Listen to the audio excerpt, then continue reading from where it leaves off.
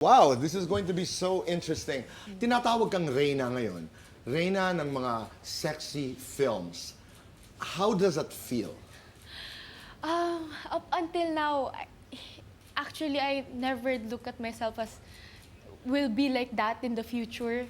Na hindi ako makabilieve na, wow, Viva Max Queen na ba talaga ako? Ito na, ako ba talaga yon? Na kaya ko ba talagang gawin to lahat na for 3 years of acting, naging Viva Max Queen ako agad. And I'm dealing it right now by every work that I do sa shooting. Pinagbubutihan mo? Yes, opo. I give it my 110%. Angeli, ano ang iyong mga expectations dito sa negosyong ito? Ano ang mga inaasahan mong mangyari? Alam ko, Reyna ka na ngayon, pero alam ko rin na mas gusto mong lumawak pa ang iyong kaharian.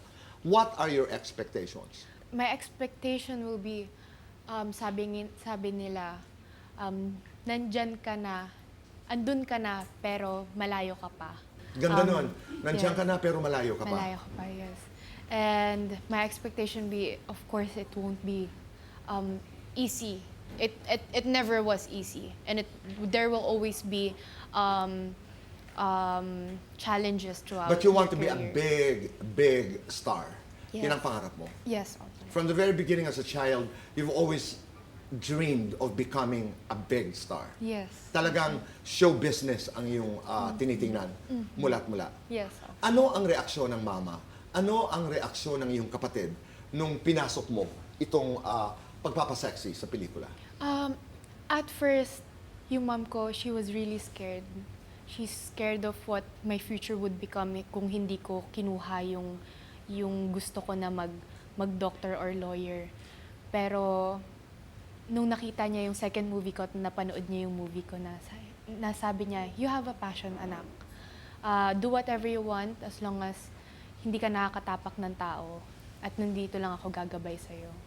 But at first, she was scared na baka hindi ako maging successful sa career ko o so kung saan ko gusto. But then she realized, I'm happy doing it. And never ako napagod sa work ko up until now. Importante yun. Have you gotten indecent proposals? Yes, Tito Boy. A lot. Opo. Kwento nga. Maraming nagme-message sa Instagram ko. Ang Facebook ko, inoff ko na lahat ng messages dun sa pages ko. And there's times na may nagme-message daw sa other friends ko na meron akong client, na pupunta daw ako sa Okada, pero nasa shooting naman ako. Kaya after knowing about that, every day sa shooting ko, lagi akong nagpo-post na nandito ako, nag-work ako. Hindi ako yung sinasabi ng mga bashers or mga posters na meron akong mga client, ganyan.